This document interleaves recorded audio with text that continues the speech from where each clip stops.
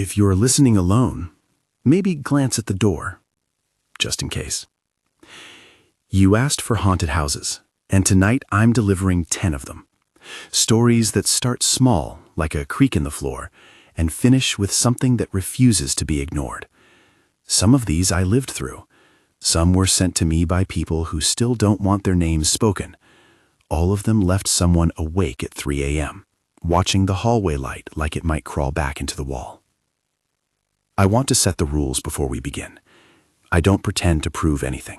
I relay what people reported, what I saw, what happened while the house seemed to be listening. If that's the kind of late-night fruit you chew on, stay with me. If it's not, well, you've been warned. If you're enjoying the channel and these long, slow chills help you sleep badly, a like and a subscribe do more than you think. They keep strange stories coming. Now, turn down the lights and lean in. We'll start where many hauntings do, with a thing someone brought into a house and never noticed leaving. Story 1. The Tarot Guest. We rented a third-floor walk-up in an old neighborhood because it was cheap and the ceilings were high enough to make your phone feel inadequate. The rooming arrangement was messy. 3 of us, a cat who thought she owned the whole building, and Rosa, who read tarot like the rest of us went grocery shopping. She read for friends on the couch after beers. She read for herself at midnight, often in the barely lit corner of the living room where a floor lamp threw a soft, unreliable circle. The first odd thing was small, the sort of detail you might forget if you weren't telling this to someone in a whisper. The smell. It came sometimes, halfway through a reading. People described it as like a match blown out, sharp and almost chemical, then gone. The cat would yank her head up too, ears flat, eyes wide and darting. Rosa would pause mid-riffle, fingers hovering, then blow out a laugh like she'd heard something funny in her head. Then we started seeing him. It wasn't a ghost in a classic dramatic sense at first. It was a glimpse. Rosa coming back from the kitchenette, pale, tugging on a floral PJ sleeve. He was on the landing, she said, and then, as if that needed an explanation, added a middle-aged man, ginger hair, cream suit. He was standing like he belonged. I should say here that the roommate who told me this, Alex, said they all laughed it off. Houses have shadows, people have tired eyes. But Alex saw the same figure later, in the small hours, when he walked past Rosa's door. He saw the man in white standing at the foot of her bed. A moment before, Rosa woke and asked unnerved, "Did you just walk in?" The readings grew stranger. One night Rosa dealt the cards from a deck with worn edges and a back pattern I could trace in my mind still. She was asking something soft. Will my nephew get better? And the deck, when she turned it over, seemed to quarrel with her. A single card slid free and flipped onto the floor with its face up. The card was Justice. We all noticed it because it lay there awkwardly, the figure on its scale staring up at us as if the air itself were being judged. There was no breeze. None of us had touched the deck. Rosa didn't scream. She just picked the card up with shaking fingers and very quietly said, "Not tonight," as if the card had spoken back. After that, small things stopped being small. Objects would be where they were supposed to be, then not. A coffee cup in the sink would appear on the hall table. The cat slept on the back of the couch and woke with her fur untucked, ears pulled back. Phones died all at once. Once, in a morning that wanted to be ordinary, we all found prints, pale and thumb-sized, on the underside of a lampshade. They were arranged like someone had peered in and pressed, testing the glass. Rosa stopped reading for a week. She wrapped the deck in an old scarf and slid it into a box. I thought that would be the end. You would think that. Instead, the house gave us a thing so quiet and precise it felt deliberate. One night I came home late after a shift. The building was the kind of quiet that makes your own keys sound like an announcement. Rosa's window was dark. Her door was closed. I walked the narrow hallway, the floorboard by the mailboxes complaining under my foot, and then, at the top of the stairs, I saw him, the man in cream. He was at the elbow of the stairwell, backlit by the street lamp, as if he'd been waiting for me to arrive. He didn't do anything dramatic, no floating, no rending of reality. He simply stood there, hands in coat pockets, watching. I froze because you don't expect people to be in your stairwell at 1 in the morning. and then because there was something off about his gaze, as if he looked through light itself. He tilted his head, then melted into the night like a trick of the streetlights. I told myself I'd had a long day and hadn't slept. I told myself I'd seen the neighbor who liked to smoke at odd hours. Rosa came into the room the next morning with hollow eyes and a look that told me she'd stayed awake all night and listened for doors. She shuffled through the top of the box where the deck had lived, and, after a small, private struggle, took the cards out again. She spread them on the coffee table, and like a defiant person, forced a reading for herself. Halfway through, before she touched the last card, the whole deck slid. Not one card, not a gust. The entire stack moved as if nudged with a hand. It slid 3 inches, straight toward her, and stopped. We all watched it. The air did not move. My skin crawled. Rosa's eyes were wet. She gathered the cards and said, in a voice so soft I barely heard it, "You can go with him." She wrapped the deck again and placed it in a paper bag. She walked out, left the building. That afternoon she packed a bag and did not look back. Her new roommate later told me she sold the deck to someone in another state. The funny thing, the part that made me hold my breath every time I thought of it, was how the presence seemed to be tied to the object. The matches stub smell stopped. The cat slept normally. We never saw the man in cream again in our building. But someone in Rosa's old neighborhood, someone who'd heard the rumor, texted a photograph. An empty doorway. A smear on the doorstep that looked like a wet footprint. No one wanted to know who it belonged to. We pretended we had nothing to do with it. That was our attempt at a solution. Out of sight, out of anything that resembles ownership.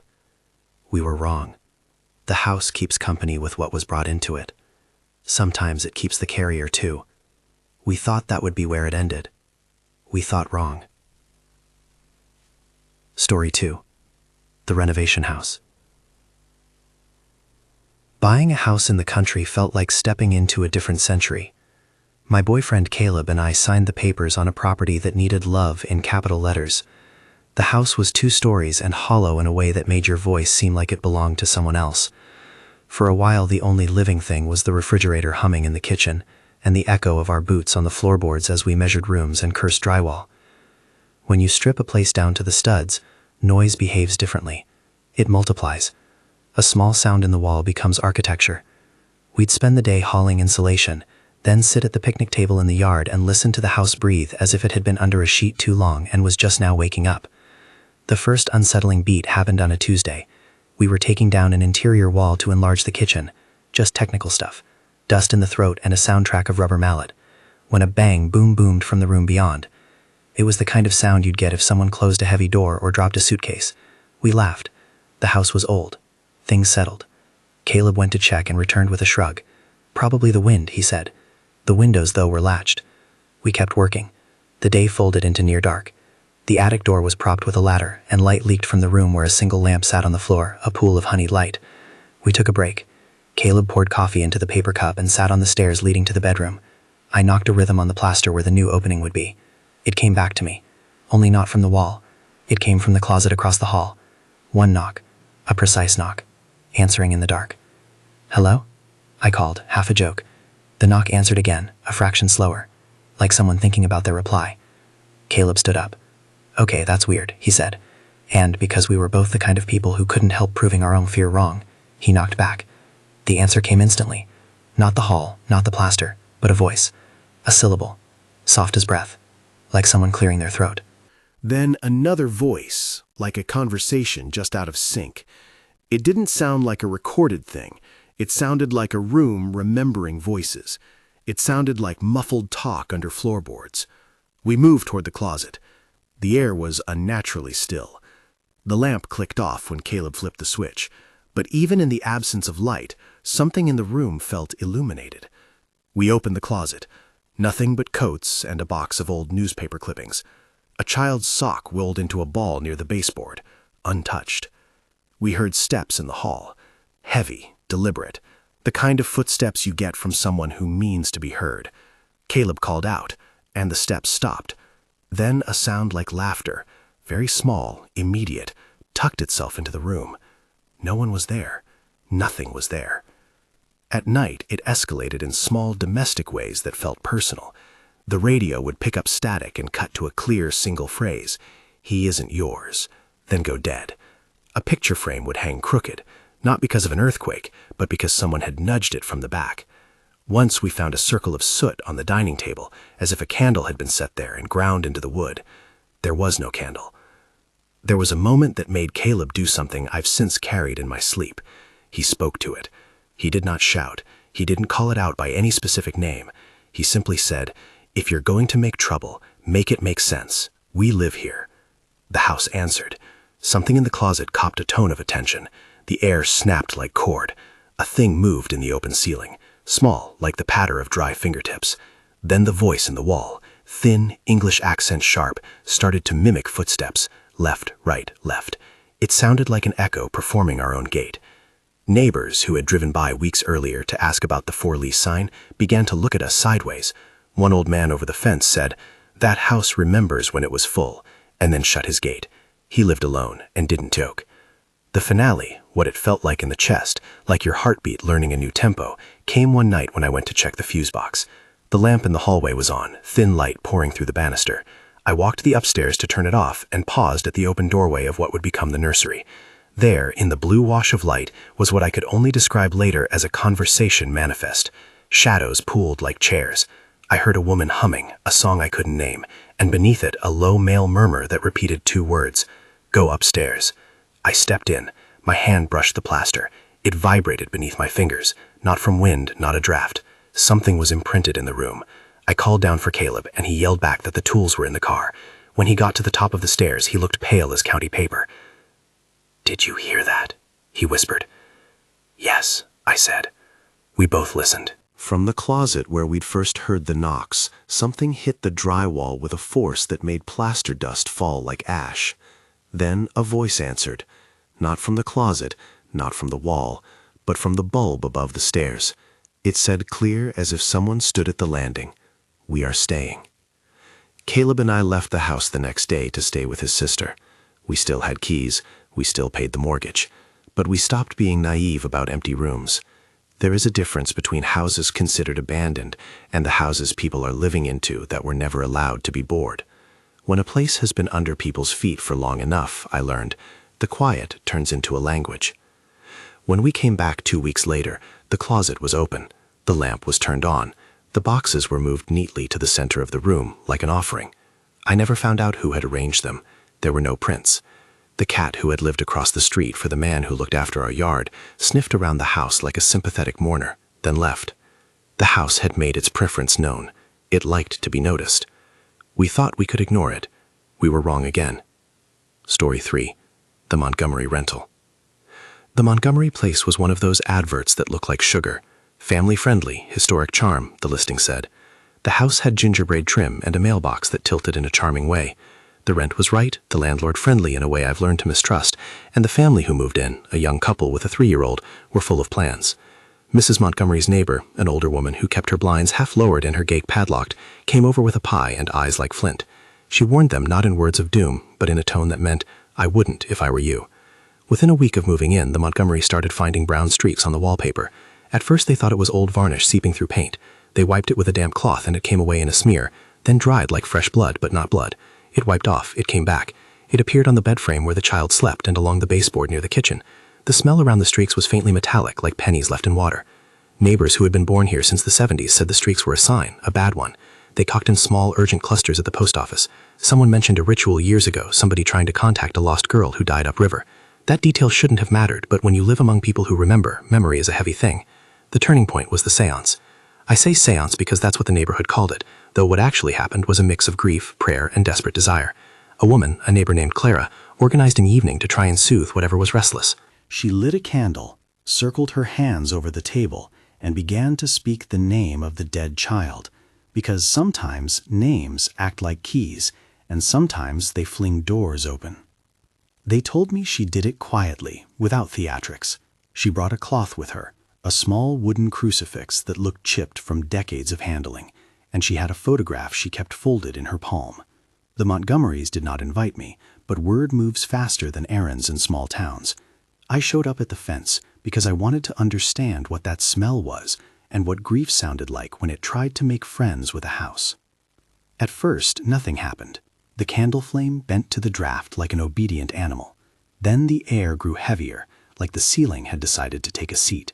The flame pinched, not out, but thinner, and the youngest Montgomery, a boy named Jonah, began to hiccup as if someone had touched his back. Clara placed her hand over the photograph and said the girl's name. The photograph was of a child with big eyes and a gap in her grin. As soon as the syllables left her mouth, a smear appeared along the back of the chair where she sat, brown and dark and oddly wet-looking. The people there heard the soft scrape of something being dragged across wood.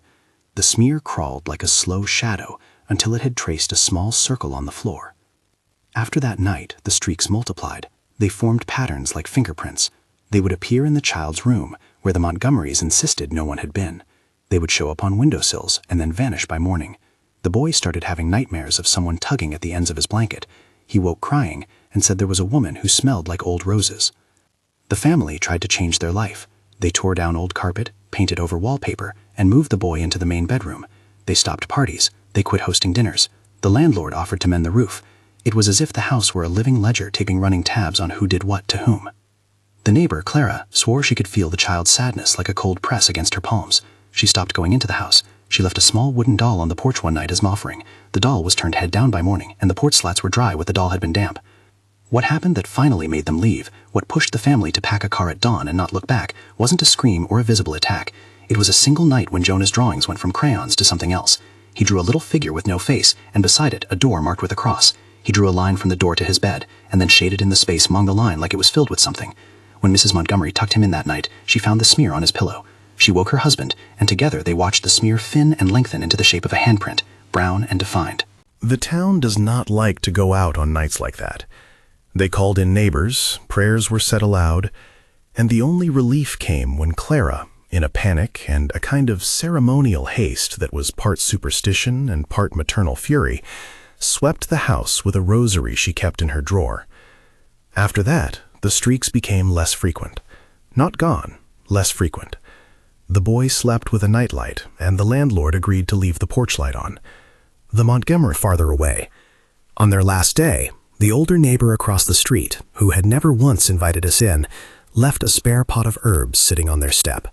A small half-spoken apology, like an attempt to pass peace through a screen. Sometimes hauntings are made of grief and ritual clumsily stitched together. They look for cracks to slip through, something offered to the past, a name spoken into an empty room. The Montgomerys took their son away. The streaks kept a memory like a ledger, and the neighborhood keeps its own silence now, the kind of silence that tries to pretend it is ordinary. We thought we'd seen every way a house holds on. We were wrong.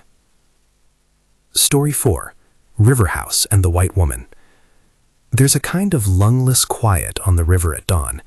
The surface lies flat like a mirror someone forgot to touch. The house we rented for the summer sat on a slope that led down to a small, slow-moving river, reed-choked and stubborn. The place had been a fisherman's shack before it was painted white and offered to city people as charming. We liked charm. We liked the sound of frogs at night. We paid in cash and moved a mattress in, naive and bright like people on holiday. The mother in that story wasn't our use of mother, as in me or my partner. She was a woman named Celia, who rented the river house after a divorce, because solitude was cheaper than rent with a child.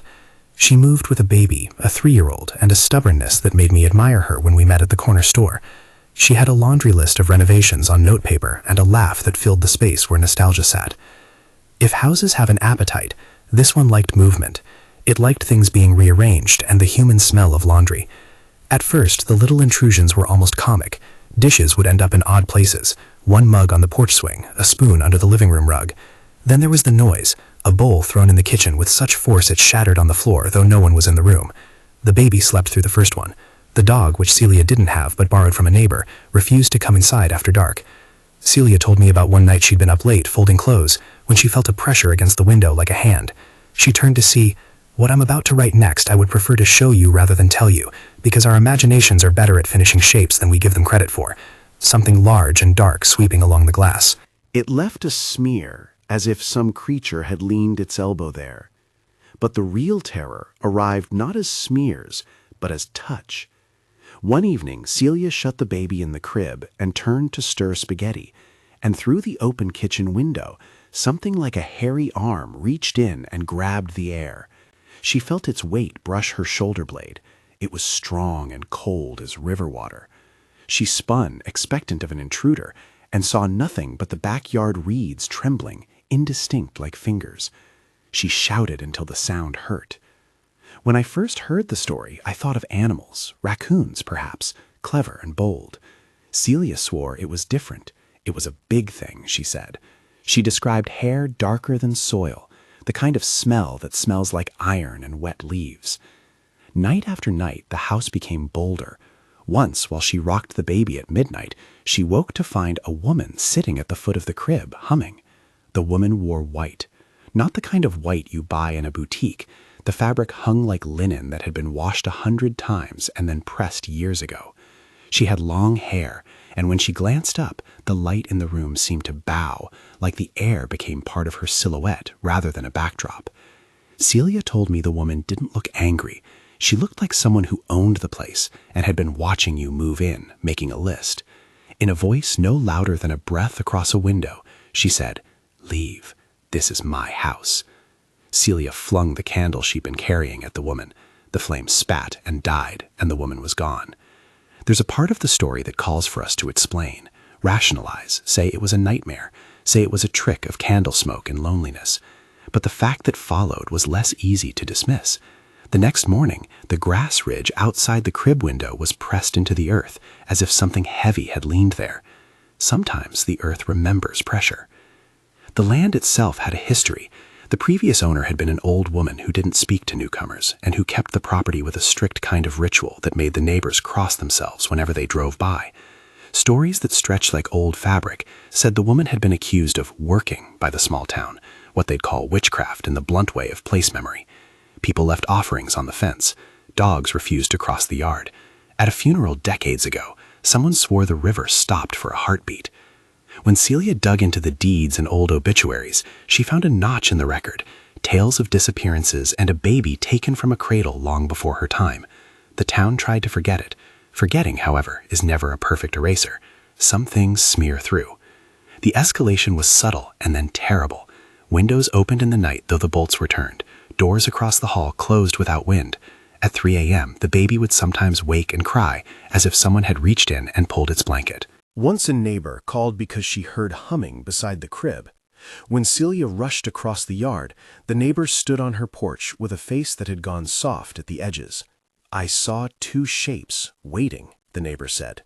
They stood and smiled like they had nothing to hide. Celia called the landlady, an elderly woman who once had a different name in the gossip circles, and who approached crises like a doctor who had exhausted all cures. The landlady said what landladies always say with a weary charm: "Some places remember their people." She suggested they move the bed away from the window, burn sage, a word Celia used like she had to keep it out of her mouth, and pray. She did. The humming stopped for 3 nights, like someone who'd been told not to make noise in the library. Then, on a summer dusk that caught the sky in a bruise, Celia woke to the baby's frantic wail. She stumbled into the room and found the crib mattress shifted, its sheets twisted into a tight knot. In the window, an outline like the smear of a hand slid down the glass and for a breath looked like a face. Celia screamed, and the face dissolved like fog. She moved out 2 weeks later, debt piled and excuses thin. The landlady offered to buy her time, to help with childcare, to leave a light on. Celia, who wasn't a person given to superstition, packed boxes, drove with the baby in the back and the toddler asleep, and didn't look once at the river glass as it slid past the highway. After she left, her daughter would sometimes whisper to other kids about the woman in white who lived in the reeds and hummed lullabies. The old woman across the street began leaving a small bowl of milk at the fence. No one called the police. Someone in the coffee shop said, voice small and uncertain, "Some places keep what they are, like a grudge." We started to think about property in different terms, not as mulch and draft in square footage, but as memory. Houses hold things. Some hold grief. Some hold names. Some hold whatever was willing to reach in through the glass and take a breath. I had planned to leave the river house story there, to let the image of a white woman humming at a crib sit in the dark. But there's a part I haven't told yet, something Celia found in the attic, wrapped in oilcloth, that changed how the neighbors looked at the house. It was small, and I promise you it matters. It's why, when we next meet, the town council will not simply repaint and call it charm again. That discovery turned a hush into a narrative, and once something has a story, it rarely returns to silence. She found the bundle in a corner under a loose floorboard, the oilcloth gone brittle at the edges like old skin. It looked like someone had shoved a secret into the attic and hoped the roof would forget it. When Celia unwrapped it, there was a child's shoe, the leather cracked and soft with age, and a scrap of linen with darkening at the fold. Tucked inside was a lock of hair, bundled with twine, and a folded note, its ink smeared by time. The note wasn't long. It read, in a hand that trembled as if the writer had been cold, "Keep her from the river, keep her close." There was no name. There was a smell, a faint metallic tang that lived in the hems of the linen, like the river had breathed on it and gone away. Celia held the shoe in the kitchen, and the baby reached for it, fingers clumsy and curious, as if the child recognized the shape before the story did. She showed the bundle to the landlady, who went pale and sat down hard at the sink. "I thought it was gone," she said.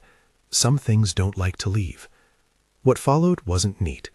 The landlady admitted, in pieces and stuttering at the edges, that years before she'd kept offerings in the attic, small belongings left by people who wanted the river to give back what it took, or to smooth some old wound.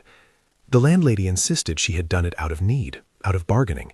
She had lit candles and left trinkets, more in the way a gardener leaves seeds than in any dramatic ceremony. To her neighbors, it felt like both a kindness and a bribery. When Celia put the child's shoe down on the counter, the house seemed to inhale. The humming at the crib returned for exactly 1 minute in the middle of the day, a lullaby out of tune and too bright. The next week, the landlady came by with fresh bread and stayed longer than landladies tend to. She packed the bundle back in its oilcloth and took it away, promising to bury it under a willow at the edge of her property. She did, and the humming stopped for a time. For Celia, that was enough. She left the river house knowing she hadn't solved a thing, but certain she wasn't supposed to live with that lullaby. We left the river a little different, wary of offerings, of what people tuck away as though silence was a sufficient roof. We thought we had learned the rules.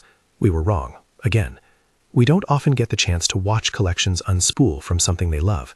In the weeks that followed, the rest of the stories I have for you begin to thread themselves together on a single theme. Small, cherished things. Dolls, speakers, a single coin, acting like an invitation. People bring, houses accept, and sometimes it follows. Story 5, Open Back Door and Screaming Dolls. I used to collect things the way other people collected postcards.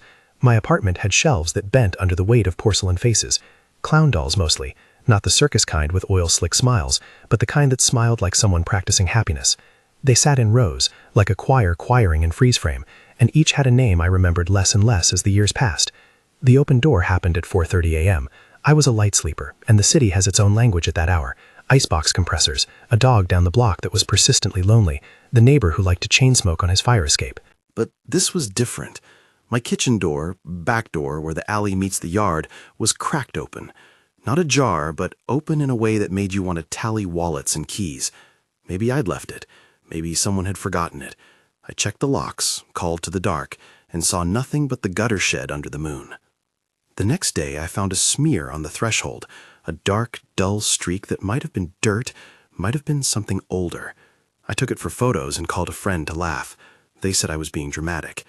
That night I dreamed about the dolls. In the dream they were arranged on the floor, their faces turned up to a single black corner of the room.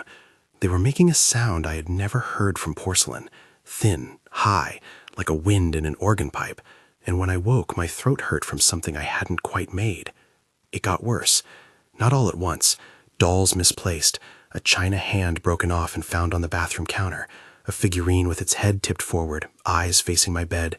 The cat, who had always been indifferent to my collector ways, would sit staring into the black corner and hiss softly at nothing. I blamed draft and stress and the precarious nature of things perched on shelves. The peak was not a scream in the literal sense, but an image that haunts better than any yell. I woke at 3 a.m, and the room was full of them. The dolls had been arranged in a tight semicircle, each one turned toward the corner with the paint darkened like a bruise. Their faces were small and solemn. I sat up and watched one of them, my favorite, a clown with hand-painted freckles, tilt as if tiny gears had begun to engage. A sound rose, scratching, the kind you get when something porcelain drags across wood. Then, all at once, the doll's mouth seemed to open a fraction too long, and in my head I heard a high, thin wail. I grabbed a lamp, and the light threw shadows across heads and glass, and the smudge on the threshold looked like a footprint. By morning, a few of the dolls were smashed, their heads cracked like old eggs. The break looked as if something small and forceful had struck them from the inside. There were powdery fragments of porcelain scattered in a line that led directly to the black corner. I called a friend who knew antiques. He said maybe it was mice, with all the assurance of someone trying comfort by reason. He came by and shook his head at the shattered pieces. No rodents make a line like this, he said, and for the first time I heard the disbelief in his voice like a thing that could be contagious. The dolls did not all break. Some remained positioned as if watching, little eyes glassy and accusing. I boxed up the remaining ones and moved them to a storage unit in the day hours and tried to sleep. That night I dreamed they were all arranged on the mattress, and their faces leaned close enough to press against my skin. 2 nights later I woke up to the sound of smashing in the storage building. I drove over in my pajamas and flashlight and found the unit door pushed open. The lights were out. The metal door had a smear on it like wet paint, and inside the box where the clowns had been, there was nothing but a single shoe, smaller than any of the dolls' feet, and a smear of soil. The only thing that made sense was that something had wanted a little thing in trade. I sold the dolls. I told the buyer it was a mixed lot. Some previous owner had been a little rough, and he paid cash, no questions asked. He texted me a photo the next week, the dolls on his shelf by a window, the light catching at their painted eyes. I felt an odd weight lift, and then an ache in the shape of a laugh. Even now, when I pass a toy store window late at night, I look for that dark corner. Sometimes the city is a haunted house, and sometimes we bring the hauntings to it. The last thing I found in the unit was a smudge on the back wall that looked like 2 small hands, and if I breathed on it, the smell came back, like matches blown out, and something mineral and ancient. The cat stopped sleeping on my bed after that. We thought locking doors was a solution. We were wrong. We thought the next story would be the kind of thing that happens in movies, an attic, a chill, and a jump. But the story that follows took its terror with a smell, and smells are hard to ignore. Story 6. The Haunted VBO/Coworker Crip. Ethan and Mark were the sort of coworkers who did weekend projects together to prove they could fight a common enemy and win. They found a 3-level rental for a work retreat, cheap, wood floors, attic space ripe for sleeping bags and bad coffee. It was the kind of house with native creeks and enough outlets to run a full production. The plan was to fix the porch, spread out tools, and drink cheap beer while they argued about color palettes. Attics have their own climate, one that makes your skin feel like a map. The guys who went up there came down with stories that made the rest of us trade looks. Ethan, who was the quiet one, said the attic had a patch in the rafters that smelled like rotten eggs. Mark, loud, certain, the kind of man who laughed at himself, bragged about sleeping in a cot near the eaves, only to wake with the blankets tangled around his legs, though he'd fixed them before he slept. Blankets don't move themselves, Mark said over beers when he was trying to make light of it, unless you're losing sleep to a poltergeist or a raccoon with a grudge. Both men described the same sulfur smell creeping through the vents at 2 in the morning, the kind of odor you think of as a mineral sentence, sharp, low, and chemical. The first night it came in like a punctuation mark, a moment of static, a sense that the house itself had been punctured and the air seeped out wrong. A slow chain of small events trained toward a climax. A cot that shifted across the room with a faint scraping like someone pulling a chair on old floorboards. A lamp that blinked in Morse code until they turned it off. And a heavy bang that sounded like a fist hitting the plaster wall near the attic access. Once, at dawn, they found a child's blanket draped over a beam, folded into a shape that suggested someone had sat on it very recently. They joked about leaving. They joked because a joke hangs between what you fear and what you can control. But after the 3rd night, the jokes were paper thin. Mark swore he'd seen a shadow cross the hall and hover at the foot of the stairs like a person who had forgotten to go down. Ethan woke to find his car smudged with a residue like ash and the smell of sulfur strong enough that he couldn't shake it even after windows down both in the car and his house. When they checked out, each of them found a small white pebble in their jacket pocket. Neither of them remembered having it. Ethan texted me a photo, a small egg-shaped stone with a fissure down its side that oozed a darkened tar, and when I breathed near the picture on my phone, I could almost smell it. They threw the pebbles away into the trash at the rest stop and drove home with the radio too loud.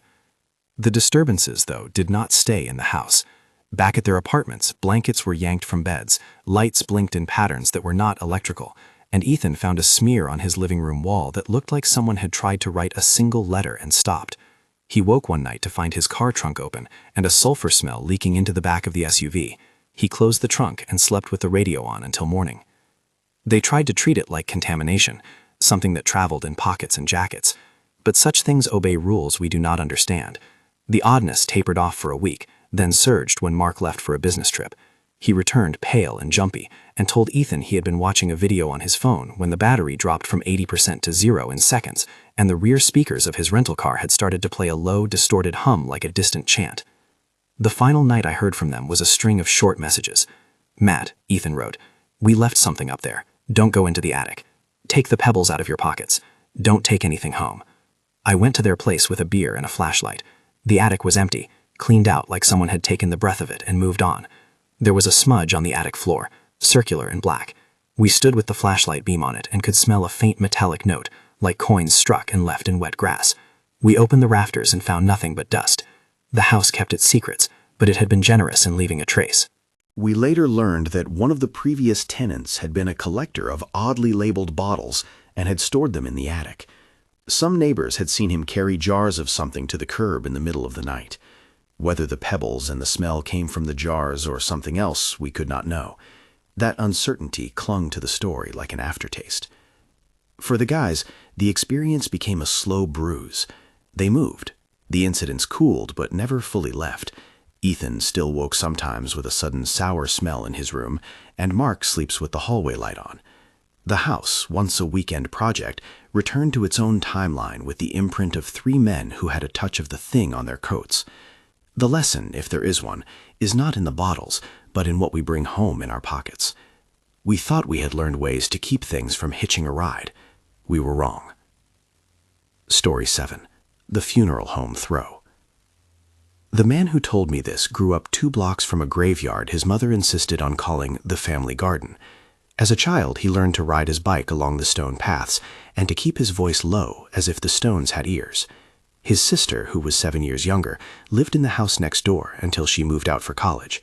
When he came home after the funeral home job, where he worked odd hours, he began to see the world differently.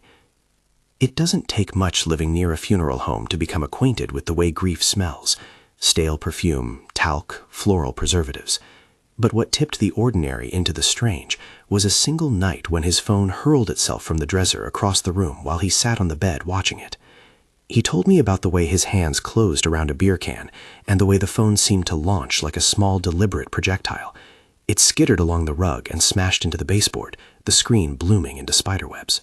He swore he hadn't moved. There were no drafts that night. The windows were latched. His cat was asleep on the radiator. The sound had been too precise, the way a chair being toppled makes a plan in the air. The sister, who lived next door, experienced things that felt like the house had gotten tired of being ignored and had begun to speak. Her ashtray split, 2 perfect halves that fit like teeth joined and then lying apart. Lamps fell off tables without tipping the tables. At the funeral home, they joked about poltergeists. At home, they did not joke. On a Sunday in late October, the man came home to find the living room chair moved with such force that the carpet fibers were pressed in a path leading to the front door. His mother, who could not bring herself to describe events as anything other than odd, admitted she had seen small items fly across the parlor like someone angry and precise. "We used to throw chairs at one another," she said, trying to find a human analog, "but never like that." The phone incident was the most physical. The sisters' pot of kitchen utensils had been launched cleanly across the room, as if someone had scooped them up and tossed them. They both stopped being able to blame bad wiring and started to feel watched by a force that preferred objects as its voice. People began to ask questions out of kindness. Had anyone in the neighborhood been ill? Had there been a death in the house? Were their tempers frayed? The answer was no, except for the funeral home next door, which had been more busy than usual, but whose staff were always discreet. They invited a relative to stay. They bought an extra lock for the back door. They opened windows to show the world they were not trying to hide. The house answered by throwing items into the street at dawn. The neighbors collected the broken shards and left them on the stoop like offerings, and the family stopped sleeping in the master bedroom. What struck me most about this story was the ordinariness of the retaliation. These weren't menacing apparitions. They were precise motions: the phone that left a dent in the wall, the ashtray that split like a seed. Each action felt like an accusation. It felt personal. The family no longer dismissed those moments as the product of wind or of tired hands. They started to tally things. How many photos had frames leaning? How many mugs had been nudged to the edge of counters, only to be saved by a single fingertip? They learned to move with small care, as if the house required etiquette.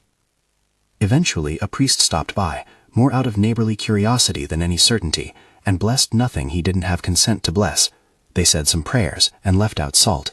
He said nothing definitive. The objects continued to complain with the occasional clatter. The family installed a camera. When they watched the footage, they did not get an image of some clear figure. Instead, they got a sheaf of static at one moment and a smear across the lens the next. The one time the camera recorded a clear sound, it was a ping like a small bell. The house did not resolve into a narrative any of us could sign off on. The family packed boxes, not so much to run as to breathe. They moved to another neighborhood and still sometimes find ashtray halves in their shed, left there like breadcrumbs. The funeral home retired the older hearses that had once been ceremonies on wheels. The street regained its ordinary noise, and their house learned a new habit: quiet that is not a cure.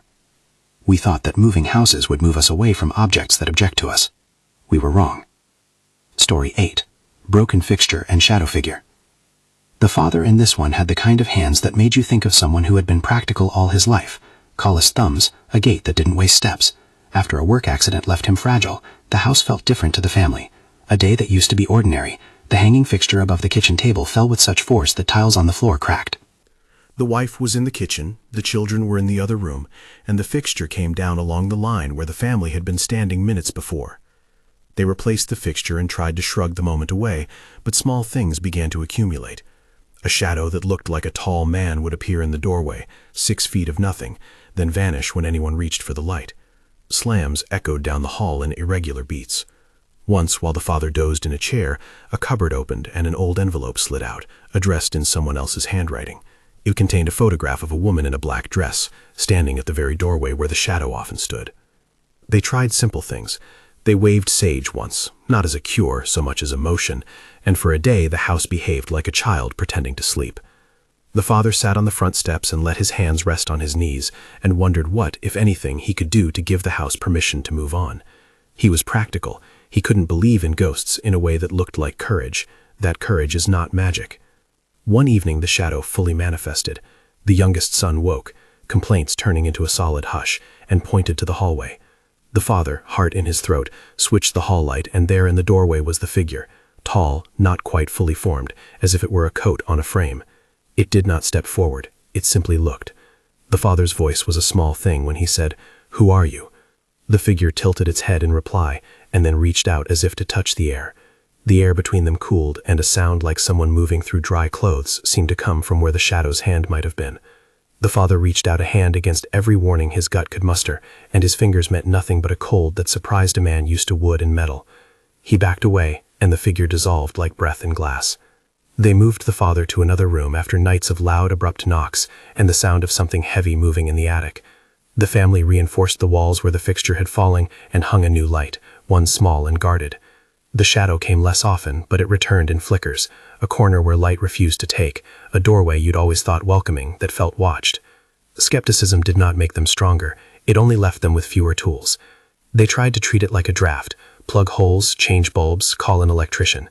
The electrician shrugged and told them about wiring they couldn't fully inspect. He left with the same look of resignation as anyone who steps into a house that's been inhabited a long time. The father began to say small prayers at night, not because he expected anything to answer, but because fingers need to find form at the end of a day. One night I visited and the son told me very plainly, "It looks like two people sometimes. Once it opened its mouth and it looked like it smiled." People sometimes ask if rituals work. In this house, some things worked. Salt by the windows, a jar of dried beans left under a razor for a week, but not consistently. The house had needs, and they could be met sometimes, but not forever. The lesson here was a bruised kind of humility. Some houses learn to be around people, and some learn to keep company with absence.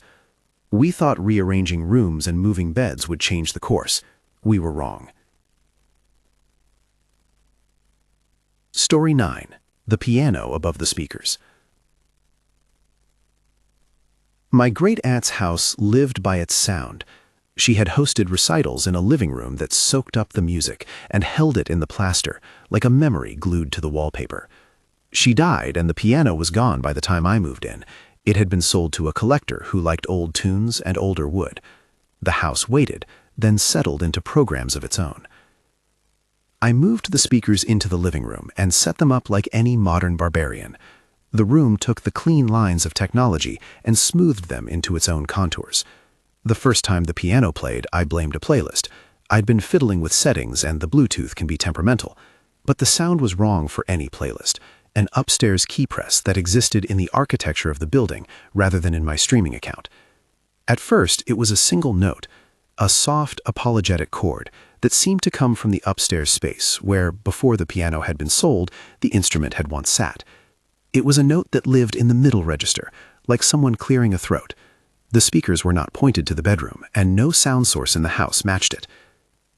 The family, me in this case, and the two relatives who visited on weekends, stood with mugs clutched in hands and listened. A melody followed.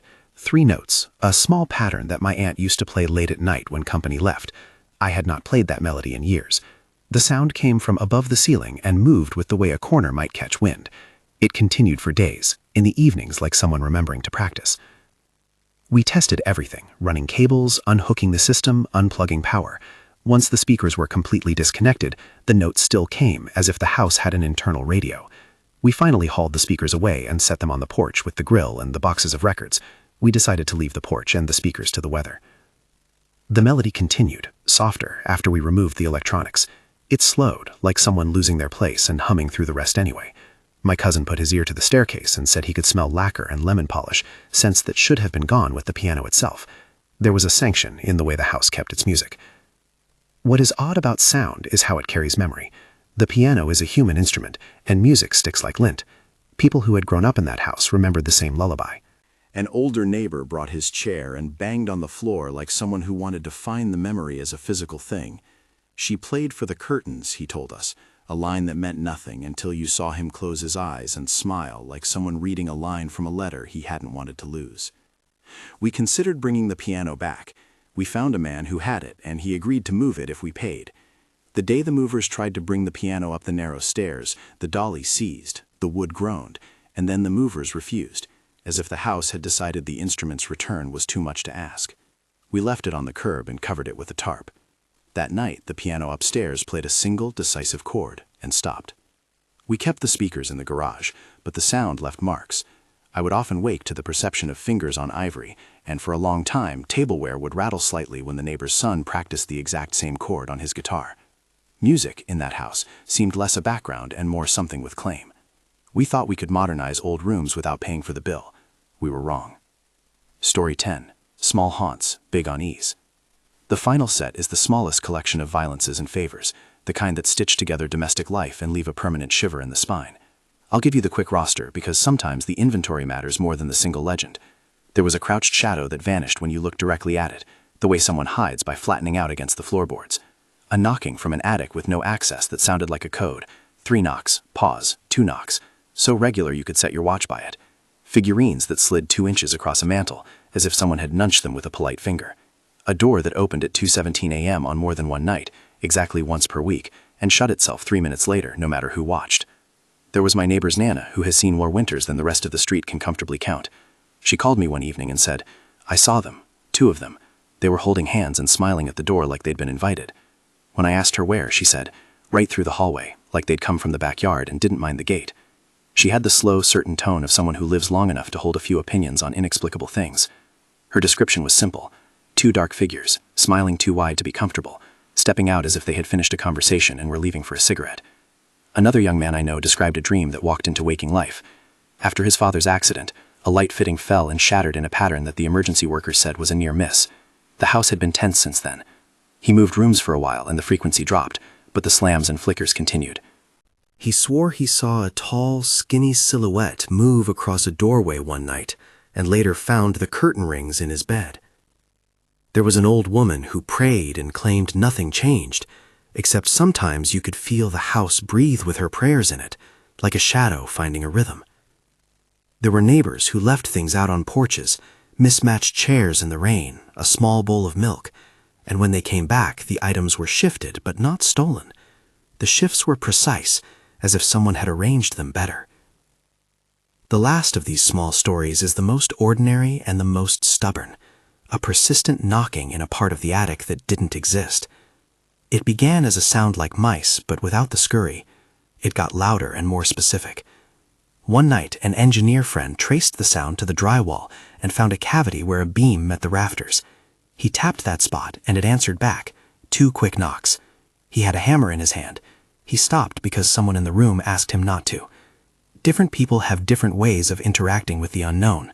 Some will pry a thing open, and some will close curtains and live with the question.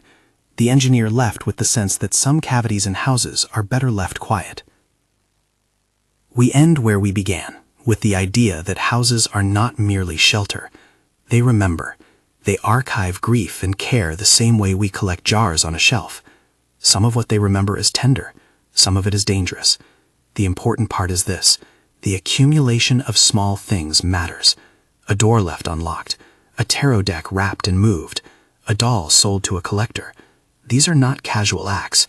They are conversations across thresholds. I could tell you all night what any of these things mean. I could give you a map or a list of rituals or an instructive sermon on how to banish what unsettles you. But I won't.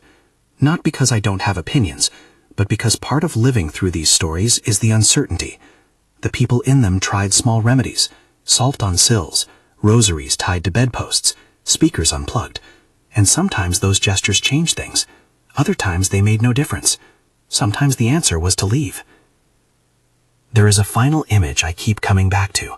A house that remembers the weight of your footstep and keeps it, like a soft bruise. It knows who lived there, who loved there, and who left something behind. If you made it this far and these stories have found the small socket in your brain that enjoys a slow jolt, thank you for the company. If you like hearing these and helping me find more, if you want longer versions, bonus stories, or the occasional deep dive into a single house, there are links in the description, and a page where patrons help keep strange tales collected and shared. Now, before you go, one last thing.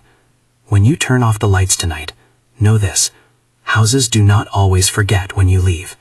Some keep the music, the toys, the smell of matches after the flame. Some keep the memory of your hand on a banister, and some, if you are careless, keep more than that. So check your door, or don't. But if you hear a sound at the top of your stairs that was not there before, try not to answer it. Which memory lives behind your wall?